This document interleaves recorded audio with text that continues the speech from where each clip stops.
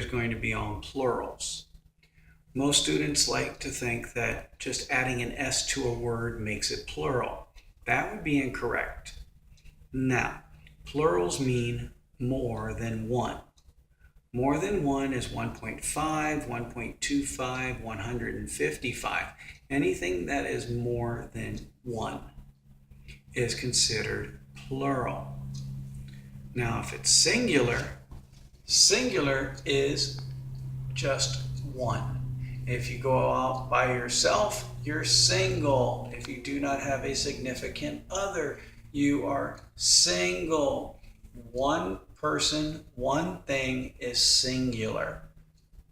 Now I'm going to talk about 5 rules to making words plural. Okay? Now, rule number 1 states, if the word ends in S, SH, CH, X, or Z, add an ES to the end of the word. Examples that I've given you, a word that ends in S, class, so now it's classes. Bush ends in an SH, you have bushes. Church ends in a CH, now you have churches. Box ends in an S, you have boxes, more than one box, more than one class, more than one bushes, more than one church. Buzz, okay, the B buzzes, all right, ES at the end because it ends in Z, okay, that is rule number 1. Now, rule number 2 has 2 parts. Rule 2A states that if the word ends in Y, the key word in this is drop. You will drop the Y and you will add an IES at the end of the word. The example that I have given you is family. Family ends with a Y and therefore you would drop the Y and add IES. Now there is a twist to rule 2, which is rule 2B. And rule 2B states that if the Y at the end of the word has a vowel directly in front of it, an A, an E, an I, an O, or a U, you will just add an S at the end of the word. So the example that I've given you is toy. Toy ends in Y, but it has an O right in front of it, so therefore you would just make it toys, T-O-Y-S. A lot of times I see a lot of T-O-I-E-S, believe it or not. That is wrong. It is T-O-Y-S. Okay? Rule number 3 states that if the word ends in an O, you are going to add an S or an ES at the end of the word. Now, how do you know which one to pick? Well, if you remember rule number 2, you'll kind of have a good idea of which one to use and when. The 2 examples that I've given you, the first one is radio. Radio ends in an O, but what's directly in front of it? An I. Therefore, you would just add an S to the word and make it radios.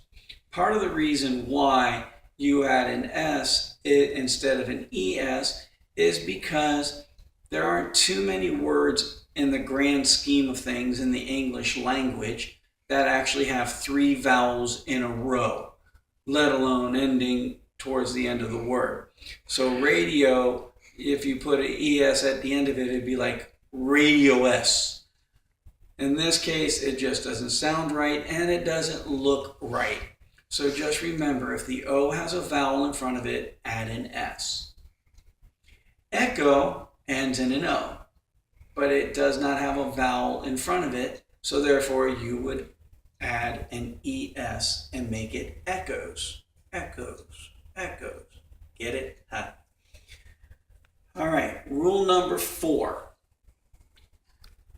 If the word ends in F or FE, the key word is drop the F or FE and add VES. The examples that I've given you is self, which is one, to selves, which is more than one. See how we dropped the F and we added a VES? I went from being by myself to being with ourselves or themselves. Okay. The next one is knife. Knife ends in a FE. We drop the FE and we add a VES, and it's knives. You don't say knives, you say knives. Now, the final rule of making something plural is the one that everybody uses all the time. That is, if a word ends in anything else, add an S at the end of the word.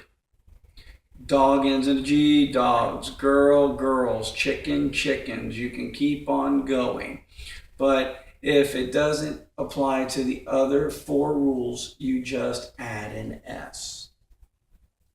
Now, I would like for you to give me 3 examples of each rule.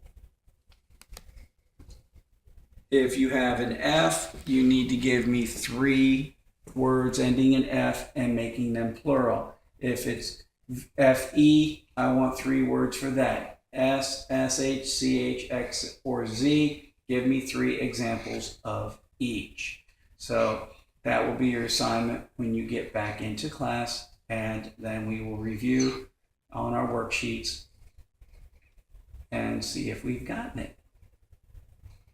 See you in class.